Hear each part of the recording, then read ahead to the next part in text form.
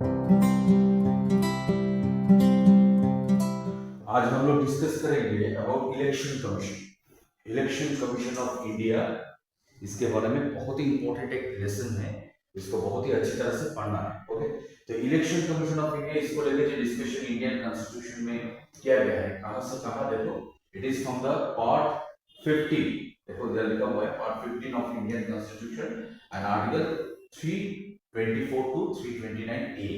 Okay, so election commission of India, इसको लेकर discussion किया गया है इंडियन कॉन्स्टिट्यूशन में पार्ट 15 आर्टिकल 324 टू 329 ए, इसको लेकर डिस्कशन किया गया है। Okay, next, election commission is independent body. ठीक है, election commission is work under the none, work under no body, मतलब this is an independent body, it works under no body, under the influence of no body, and it is the main objective of election commission to ensure free and fair election to the parliament, state legislature and the president and vice president. Okay, this is very important. तो आप लोगों को क्या याद रखना है कि जो इलेक्शन कमीशन है एक इंडिपेंडेंट बॉडी है, ये किसी के अंडर में, किसी भी मिनिस्ट्री के अंडर में काम नहीं करता। It does not work under the instruction of any ministry और एनी ऑर्गेनाइज्ड बॉडी। और ये जो इलेक्शन कमीशन ऑफ इंडिया है, ये कौन कौन सा जो इलेक्शन इसको परफॉर्म कराता है, मतलब कौन कौन सा इलेक्शन करवाता है। एक होता है पार्लियामेंट, पार्लियामेंट मतलब क्या होता है, पार्लियामेंट मतलब होता है Lok Sabha, the election of Lok Sabha and election indirect election of Rajya Sabha, ये जो दो इलेक्शन है इसको कराता है। नेक्स्ट होता है स्टेट लेजिस्लेचर, स्टेट लेजिस्लेचर का जो होता है राज्य विधानसभा जिसको हम लोग बोलते हैं, उसका इलेक्शन करवाता है। और president and vice president. Okay, इधर आप लोगों को याद रखना है, देखो क्या लिखा गया है, you should remind that election commission election of local self government, मतलब लोकल सेल्फ गवर्नमेंट जो होता है पंचायत और म्युनिसिपैलिटीज का जो इलेक्शन होता है, इसको कंडक्ट कौन कराता है, इसको कंडक्ट कराता है state election commission. This is very important.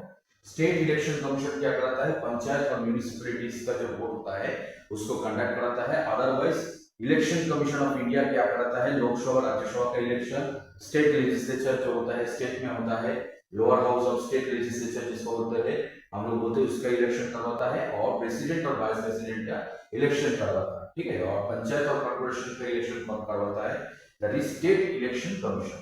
और ये जो इलेक्शन कमीशन ऑफ इंडिया है, ये कब फॉर्म हुआ था, it was found in the year of 1949। ठीक है, 1949 29 ऑफ नवंबर, जब हम लोगों का जो कॉन्स्टिट्यूशन है इसको एडॉप्ट किया गया था, तो इलेक्शन कमीशन ऑफ इंडिया तब बनाया गया था, तब इसको फाउंडेशन हुआ था। और इसका जो एनफोर्समेंट है, मतलब when did election commission started functioning from 1949 26 of November. तो 1949 से लेके 1989 तक election commission was a single member body, मतलब सिर्फ इसका एक ही इलेक्शन कमिश्नर हुआ करते थे। But after 1989 15th of October, election commission became a multi-member body. Now there is three member in election commission. One is chief election commissioner and two other election commissioner. तो आप लोगों को याद क्या रखना है, election commission is a multi member और 3 member body. उधर क्या रहता है, एक रहता है चीफ इलेक्शन कमिश्नर जो अभी है राजीव कुमार, और दो क्या है, और दो इलेक्शन कमिश्नर से जिसका नाम है अभी क्या है, इसको थोड़ा याद रखना है। चीफ इलेक्शन कमिश्नर कौन है, राजीव कुमार अभी है 25th election commissioner, chief election commissioner of India.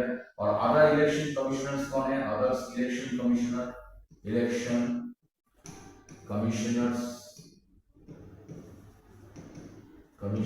Other election commissioners कौन है, एक है ज्ञानेश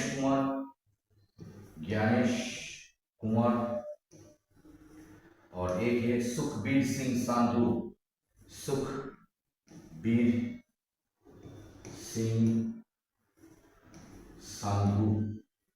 तो ये आप लोगों को याद रखना, election commission is a multi member body. और कब से हो गया multi member body, from the year of 1989। ये आप लोगों को याद रखना, ठीक है। तो the first thing is that election commission जो होता है बहुत इंपॉर्टेंट होता है। अभी जो देखो इधर मल्टी मेंबर बॉडी किस लिए बनाया गया था, क्योंकि इधर एक इंपॉर्टेंट चीज और आप लोगों को याद रखना है, जैसा अभी पढ़े हम लोगों ने कि मल्टी मेंबर बॉडी हो गया था ऑन 16 अक्टूबर 1989। और क्यों हुआ था, क्योंकि 61st amendment of Indian constitution जो 1988 में हुआ था, 61st अमेंडमेंट 1988 में क्या हुआ था, दैट ये हम लोग का जो वोटिंग एज है उसको रिड्यूस किया गया था फ्रॉम 21 टू 18। ये आप लोगों को याद रखना है, वोटिंग एज फॉर आवर्स जो एडल्ट सफरेज था उसको घटा के कितना कर दिया गया, voting age reduce from 21 to 18। ये कब हुआ था, बाय 61 अमेंडमेंट 1988। इसके वजह से क्या हो गया था, बहुत सारे जो है वोटिंग लिस्ट जो है बहुत सारा बढ़ गए थे, बहुत सारा जो न्यू कैंडिडेट लिस्ट हुए थे, तो इसके वजह से क्या हो गया, उसके बाद multi member body election commission को बना दिया गया। सिंपल सी बात है भाई, ये वोटिंग एज जो था इसको रिड्यूस कब किया गया था, बाय 61st अमेंडमेंट 1988, और इसके वजह से जो है इलेक्शन कमीशन जो है मल्टी मेंबर बॉडी में उसको कन्वर्ट किया गया था, ठीक है। क्योंकि बहुत सारा जो है वोटर लिस्ट जो है बढ़ गए थे, बहुत सारा न्यू कैंडिडेट हो गया था, तो बहुत सारा इलेक्शन कमीशन क्या करते हैं, इलेक्शन कमीशन जो वोटर लिस्ट होता है, न्यू एनलिस्टेड जो वोटर होता है उसका लिस्ट बनाता है, तो बहुत बढ़ गया था, इसलिए इसको मल्टी मेंबर बॉडी बना दिया गया, ठीक है। Election commission is a quasi judicial body, ठीक है, क्योंकि क्वासी जुडिशियल मतलब क्या होता है, ये जो election commissioner, chief election commissioner या फिर जो इसका मेंबर होता है इलेक्शन कमिश्नर, इसको अगर अपने पद से हटाया जाता है तो उसके लिए सुप्रीम कोर्ट का क्या लगता है, रिकमेंडेशन लगता है। सुप्रीम कोर्ट का जो जजेस इंक्वायरी कमेटी होता है उसके रिकमेंडेशन से क्या होता है, इसको आप हटा सकते हैं, ठीक है। And it is independent body to ensure the free and fair election in India. Very important, the chief election commissioner and other election commissioners are appointed by the president of India. केवल याद रखना है, chief election commissioner हो, बाकी या election commissioners हो, they are appointed by the president of India, ठीक है। एंड प्रेसिडेंट का determine the number of election commissioner, तो प्रेसिडेंट ये बहुत इंपॉर्टेंट है। अभी हम लोगों के पास कितने इलेक्शन कमिश्नर्स है, 2 इलेक्शन कमिश्नर और चीफ इलेक्शन कमिश्नर से, तो according to the constitution the president who has given the power to determine the number of election commissioner, it is the president who can determine the number of commissioners, okay. Next जो क्या बोल रहे हैं, next बोल रहा है जो election commission होता है, election commissioners they can hold their office for the term of 6 years and until they get age of 65 years, ठीक है। 6 साल तक जो है मैक्सिमम ये लोग अपना जो पद है इसको होल्ड कर सकते हैं, या फिर up to they get attain 65 years, whichever is earlier. Very important point. Next, they are eligible for reappointment. This person जो बन रहा है they are not eligible, ठीक है, देखो लिखा हुआ है not eligible for reappointment, मतलब एक बार जो इलेक्शन कमिश्नर बन गया और दूसरे टाइम वो इलेक्शन कमिश्नर नहीं बन सकता, ठीक है। और they can not hold any office of profit after their retirement. एक बार अगर रिटायरमेंट हो गया तो बाकी कोई भी जो मतलब कोई भी जो पोस्ट होता है कहीं पे भी गवर्नमेंट के अंदर में या फिर क्वासी गवर्नमेंटल जो पोस्ट होता है उसको वो होल्ड नहीं कर सकता है। Very important. और चीफ इलेक्शन कमिश्नर जो होता है he has the same status and this is the same salary as the judges of supreme court। ये आप लोगों को याद रखना है, बहुत इंपॉर्टेंट है कि जजेस ऑफ सुप्रीम कोर्ट जो होता है इन लोगों का जो सैलरी होता है, सैलरी स्ट्रक्चर या जो फैसिलिटी इन लोगों को मिलता है, चीफ इलेक्शन कमिश्नर जो होता है या फिर अदर इलेक्शन कमिश्नर जो होता है वो वैसे ही क्या करता है, जो स्टेटस एंड सैलरी जो होता है वो उनको मिलता है। सो इधर से आप लोगों को याद रखना है कि ये जो इलेक्शन कमिश्नर है इनका जो स्टेटस है that is equivalent to the जजेस ऑफ सुप्रीम कोर्ट, ठीक है, इसको याद रखना है। अब ये जो चीफ इलेक्शन कमिश्नर है इसको क्या कर सकते हैं, आप हटा सकते हैं, इसको भी अपने पद से हटा सकते हैं, बट कौन हटा सकता है, प्रेसिडेंट। किसके बेसिस पे, किसके बेसिस पे, if the election commissioner, if the chief election commissioner और जो बाकी इलेक्शन कमिश्नर है वो क्या करता है, वो अपने जो पावर उनको दिया गया है उसका मिसयूज करते हैं। देखो लिखा गया है on the basis of proven misbehaviour and incapacity, ठीक है, प्रूवन मिसबिहेवियर और इनकैपेसिटी के बेसिस पे क्या कर सकते हो, प्रेसिडेंट जो होता है वो क्या कर सकता है, इलेक्शन कमिश्नर को पद से हटा सकता है, ठीक है, बहुत इंपॉर्टेंट है, इसको याद रखना है। लेकिन इसके लिए क्या करना पड़ेगा, पार्लियामेंट में स्पेशल मेजोरिटी पास करना पड़ेगा। पार्लियामेंट में जो होता है स्पेशल मेजोरिटी से इसको पास कराना बहुत इंपॉर्टेंट होता है, ठीक है। उसके बाद देखो इलेक्शन जो होता है, अदर जो इलेक्शन कमिश्नर्स होते हैं, अदर जो मेंबर्स होते हैं, तो वो क्या कर सकते हैं, उसको भी प्रेसिडेंट हटा सकता है। आप लोगों को याद क्या रखना है, चीफ इलेक्शन कमिश्नर जो होता है उसको भी प्रेसिडेंट हटा सकता है, बाकी जो इलेक्शन कमिश्नर होता है उसको भी प्रेसिडेंट हटा सकता है, लेकिन बाकी जो इलेक्शन कमिश्नर जो होता है उसको हटाने से पहले क्या करना पड़ता है, चीफ जस्टिस ऑफ इंडिया से क्या करना पड़ता है, थोड़ा बहुत डिस्कस या उसका एडवाइस लेना पड़ता है। मतलब before to removal the other chief जजेस, other election commissioners, the chief election commissioner जो होता है वो क्या करता है, प्रेसिडेंट के साथ क्या करता है, कंसल्ट करता है। तो ये आप लोगों को याद रखना, ठीक है। Next very important, the function of election commission. तो देखो बहुत इंपॉर्टेंट चीज है, इधर से बहुत सारा क्वेश्चन देता है। फंक्शन क्या है, फर्स्ट ऑफ ऑल देखो जो इलेक्टोरल वोट्स होता है उसका जो लिस्ट होता है वो प्रिपेयर करना, to prepare electoral rolls before each general election, ठीक है। जनरल इलेक्शन से पहले जो वोटर्स होता है उनका जो लिस्ट होता है, एलिजिबल लिस्ट ऑफ वोटर्स, उसको बनाना। Next preparation of code of conduct for all political parties, जितने भी पॉलिटिकल पार्टीज है उसका कोड ऑफ कंडक्ट, मतलब वोट होने से पहले क्या क्या आप कर सकते हो, क्या क्या आप नहीं कर सकते हो, तो इसका जो मॉडल कोड ऑफ कंडक्ट होता है उसको प्रिपेयर करना। नेक्स्ट जो नया पार्टी होता है, सपोज कोई नया पार्टी वो इस इलेक्शन में पार्टिसिपेट कर रहा है, तो वो जो नया पार्टी होता है उसको क्या करना है, उसको रजिस्ट्रेशन देना या उसको रिकॉग्निशन देना। तो ये वाला याद रखना है, जो नया पार्टी होता है उसको रिकॉग्निशन कौन देता है, इलेक्शन कमीशन ऑफ इंडिया, ठीक है। और नया पार्टी का जो सिंबल होता है उसको भी रिकॉग्निशन कौन देता है, इलेक्शन कमीशन ऑफ इंडिया, ठीक है। उसके बाद देखो जो कैंडिडेट्स जो इलेक्शन में खड़ा होता है, तो पार्टिसिपेंट होता है, वो लोग अपना जो एक्सपेंडिचर है, एक्सपेंसेस है, उसका जो फाइल वो सबमिट करता है, उसको एनालाइज करना। मतलब जितने भी कैंडिडेट है वो अपना जो रिटर्न है, एक्सपेंसेस जो है, जो इनकम रिटर्न होता है उसको जो सबमिट करता है उसको एनालाइज करना कौन करता है, एनालाइज जो होता है इलेक्शन कमीशन करता है, ठीक है।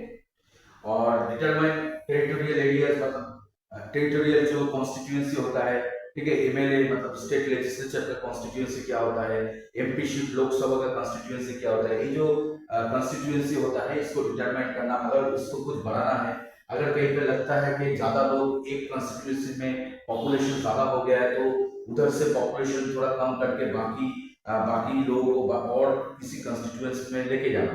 सपोज मैं जो हूँ साउदर्न पार्ट ऑफ कोलकाता में हूँ, तो हमारे इधर जो कंस्टिट्यूएंसी में पॉपुलेशन ज्यादा है, तो थोड़ा जगह क्या कर लिया, इधर से साउथ से थोड़ा जगह जो है नॉर्थर्न पार्ट ऑफ कोलकाता में कंस्टिट्यूएंसी में शिफ्ट कर दिए। तो इससे क्या होता है, इससे जो होता है, जो पॉपुलेशन प्रेशर होता है वोटिंग के टाइम, वो थोड़ा रिड्यूस होता है। इसको बोलते हैं डिलिमिटेशन, ठीक है, इसको डिलिमिटेशन बोलते हैं। तो ये जो काम है डिलिमिटेशन वाला, ये कौन कर सकता है, पार्लियामेंट कर सकता है, लेकिन इसका जो एडवाइस है या इसका फिर रिकमेंडेशन है वो कौन दे सकता है, इलेक्शन कमीशन ऑफ इंडिया दे सकता है, ठीक है। इसको याद रखना है। जो भी नॉमिनेशन पेपर डालता है, उसका जो सबमिट करता है, पेपर्स वगैरह सबमिट करता है, उसको स्क्रूटिनाइज करना, ठीक है। तो एवं और क्या करता है, तो एडवाइज द प्रेसिडेंट, ठीक है। और अगर कभी जो मेंबर्स ऑफ पार्लियामेंट होता है, एमपी जो होता है, राज्यसभा और लोकसभा का जो मेंबर होता है, अगर कभी भी उनको क्या करना है, डिस्क्वालीफाई करना है, तो ये कौन कर सकते हैं, ऑब्वियसली प्रेसिडेंट कर सकता है। लेकिन प्रेसिडेंट ये वाला करने से पहले election commission of India, chief election commission of India जो है उनके साथ क्या करेंगे, डिस्कस करेंगे। तो बहुत important, these are the functions of election commission of India, ठीक है। उसके बाद आ रहा है देखो एक और इंपॉर्टेंट चैप्टर जो है फिनेंस कमीशन, ठीक है। इसको थोड़ा बहुत पढ़ना है। फिनेंस कमीशन को लेकर जो डिस्कस किया गया, कहां पर, पार्ट 12 में डिस्कस किया गया है, article 218, very important. Finance commission जो होता है बहुत ही इंपॉर्टेंट है। फिनेंस कमीशन को लेकर डिस्कस कहां पर किया गया है, पार्ट 12 में किया गया है और आर्टिकल 280 में किया गया है। ये भी क्या है, एक क्वासी जुडिशियल बॉडी है। क्वासी जुडिशियल बॉडी मतलब क्या होता है, इससे पहले भी बोला, क्वासी जुडिशियल बॉडी होता है, इसका मतलब होता है अगर फिनेंस कमीशन या इससे पहले हम लोग जो इलेक्शन कमीशन पढ़े वो भी क्वासी जुडिशियल बॉडी था, तो इसका जो मेंबर होता है उसको अगर पद से हटाना होता है तो जो जुडिशियरी होता है उसका इन्वॉल्वमेंट रहता है, ठीक है। जहां पर जुडिशियरी का इन्वॉल्वमेंट रहता है उसे क्वासी जुडिशियल इन नेचर बोला जाता है, ओके। देखो फिनेंस कमीशन जो होता है एक कौन सेटअप करता है, प्रेसिडेंट एवरी आफ्टर 5 इयर्स। तो इसको याद रखना है, फिनेंस कमीशन जो होता है इसमें कितना मेंबर होता है, टोटल 5 मेंबर होता है, ठीक है। और ये जो होता है इसको कौन कंस्टिट्यूट करता है, that is president of India every after 5 years, okay. इसको याद रखना। उसके बाद देखो कंपोजिशन जो अभी बोला कि इसमें टोटल 5 मेंबर्स होता है, 1 चेयरमैन एंड 4 अदर मेंबर्स। तो इसको याद रखना है, 1 चेयरमैन एंड 4 अदर मेंबर्स से क्या बनाया गया है, फिनेंस कमीशन बनाया गया है। और फिनेंस कमीशन जो अपॉइंट होता है प्रेसिडेंट बनता है, ठीक है। और ये जो फिनेंस कमीशन के जो मेंबर होता है, according to the constitution they hold the office according to the will of president, मतलब प्रेसिडेंट जितने भी मेंबर होता है फिनांस कमीशन के, वो अपना जो पद है वो अकॉर्डिंग टू प्रेसिडेंट, प्रेसिडेंट जब तक चाहता है वो अपना पद जो है इसको क्या कर सकता है, इसको होल्ड कर सकता है, ठीक है। और देखो their term is decided by the president and they are eligible for reappointment. बहुत ही इंपॉर्टेंट है, जैसे हम लोगों ने इससे पहले पढ़ा इलेक्शन कमीशन पढ़े, जहां पर हम लोगों ने क्या देखे कि जो इलेक्शन कमीशन जो कमिश्नर जो होते हैं, स्पेशल चीफ इलेक्शन कमिश्नर, वो अगर अपने पद से रिटायर हो जाता है तो किसी और जगह पे वो नहीं क्या नहीं कर सकते हैं, वो जो है कभी भी जॉब नहीं कर सकते, he was not able to rejoin, नहीं कर सकते, वो फिर से रीअपॉइंटेड नहीं हो सकते। लेकिन इधर देखो फाइनेंस कमीशन के जितने भी मेंबर है ये अगर चाहे तो फिर से क्या कर सकते हैं, रीअपॉइंटमेंट हो सकते हैं, ठीक है, रीअपॉइंटेड हो सकते हैं। नेक्स्ट देखो क्या है, क्वालिफिकेशन, बहुत ही इंपॉर्टेंट है, ठीक है। अब जो चेयरमैन बन रहे फिनेंस कमीशन का, जो चेयरमैन अभी हम लोगों ने पढ़ा कि एक चेयरमैन और 4 अदर मेंबर्स होते हैं, तो जो चेयरमैन होता है उनको क्या जानकारी होना चाहिए, एक्सपीरियंस इन पब्लिक अफेयर्स, ठीक है, public affairs and 4 other members should select from the among the following. तो जो आगे चेयरमैन हो रहा है तो उनको पब्लिक अफेयर्स जो होता है, गवर्नमेंट जो एक्टिविटीज है उसके बारे में उनको जानकारी होना चाहिए। और बाकी जितने भी मेंबर है उनको एटलीस्ट हाई कोर्ट जज, हाई कोर्ट का जो जज होता है उसका इक्विवेलेंट क्या होना चाहिए, उनको क्वालिफिकेशन होना चाहिए।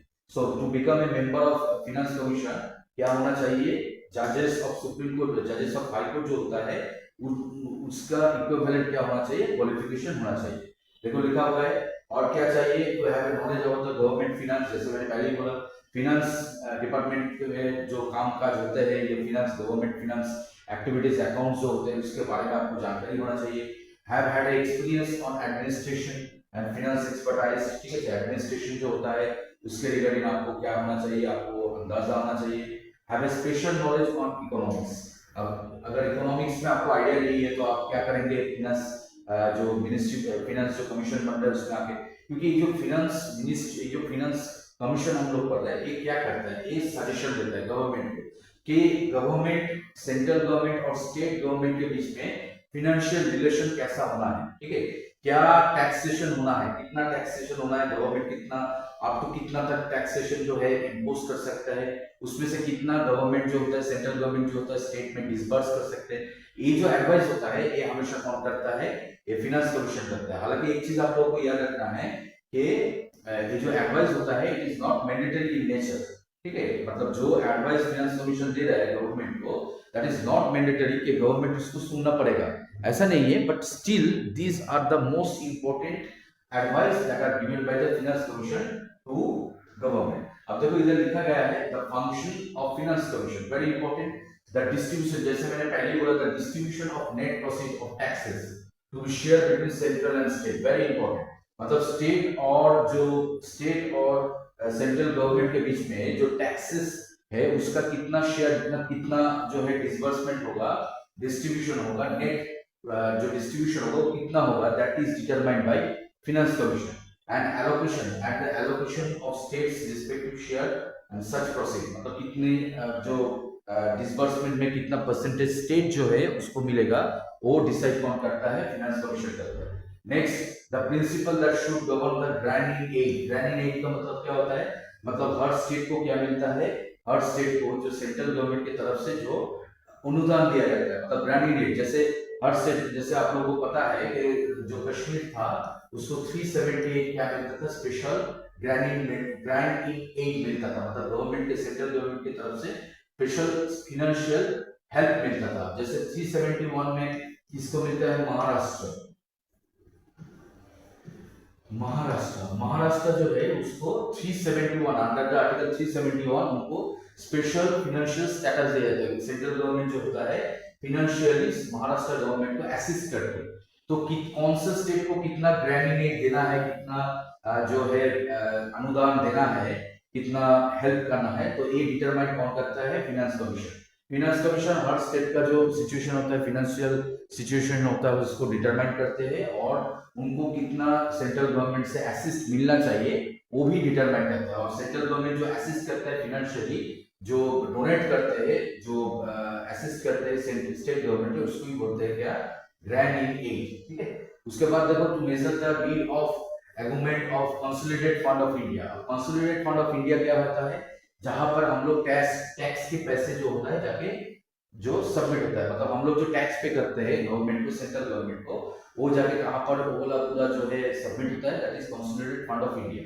तो ये कंसोलिडेटेड फंड ऑफ इंडिया से कितना जो है पैसा जो है स्टेट गवर्नमेंट को देना है, या पंचायत या जो कॉर्पोरेशन होता है उसमें कितना डिसबर्समेंट होगा, वो कौन डिसाइड करता है, फाइनेंस कमीशन डिसाइड करता है, ठीक है। और अगर एक्स्ट्रा कुछ जो है रेफरेंस दे दिया, मतलब प्रेसिडेंट ने क्या बोला, प्रेसिडेंट अगर चाहते हैं कि नहीं फाइनेंस कमीशन को और भी कुछ रिस्पांसिबिलिटी दिया जाए, तो वो भी परफॉर्म करता है कौन, फाइनेंस कमीशन। हो सकता है प्रेसिडेंट को लगा भाई फाइनेंस कमीशन जो है उसको और भी जो है कुछ एक्स्ट्रा काम करना है, तो वो भी उनको करना पड़ता है। और जैसे मैंने पहले ही बोला कि जो फाइनेंस कमीशन इनका जो एडवाइस होता है, that is not mandatory on central government, मतलब गवर्नमेंट के ऊपर वो मैंडेटरी नहीं होता है। अगर चाहे गवर्नमेंट इसको सुन सकता है, और नहीं चाहे तो भी उसको इग्नोर कर सकते हैं। लेकिन एक चीज आपको याद रखना पड़ेगा कि जो फाइनेंस कमीशन एक कौन सेटअप कर रहा है, it is by central government, ठीक है। फाइनेंस कमीशन का काम क्या है, फाइनेंशियल एडवाइस देना। तो सेंट्रल गवर्नमेंट एक ऑर्गेनाइजेशन, एक कमीशन बना रहा है, खुद बना रहा है, ठीक है, और उसी कमीशन ने कुछ एडवाइस दे दिया जो सेंट्रल गवर्नमेंट अगर नहीं सुनेगी तो ये गलत बात हो जाती है। इसलिए बहुत इंपॉर्टेंट होता है फाइनेंस कमीशन। फाइनेंस कमीशन का जो एडवाइस होता है वो गवर्नमेंट हमेशा क्या करता है, उसको फॉलो करते हैं, ठीक है। ऐसा नहीं कि अकॉर्डिंग टू द कॉन्स्टिट्यूशन, ऐसा नहीं कि हमेशा सुनना ही पड़ेगा, बट यूजुअली देखा जाता है कि इसको फॉलो करते हैं, ठीक है। तो ये जो डिस्कशन था ये हम लोग का किसके ऊपर था, ये था election commission and the finance commission, two most important, one of the most important organization, or you can say bodies, constitutional bodies, क्योंकि इलेक्शन कमीशन इसको लेकर डिस्कशन किया गया है पार्ट 15 में, और फाइनेंस कमीशन इसको लेकर डिस्कस किया गया है पार्ट 12 में। तो these are the most important constitutional bodies, इसके बारे में आप लोगों को जानकारी रखना ही है, ठीक है। Okay, thank you.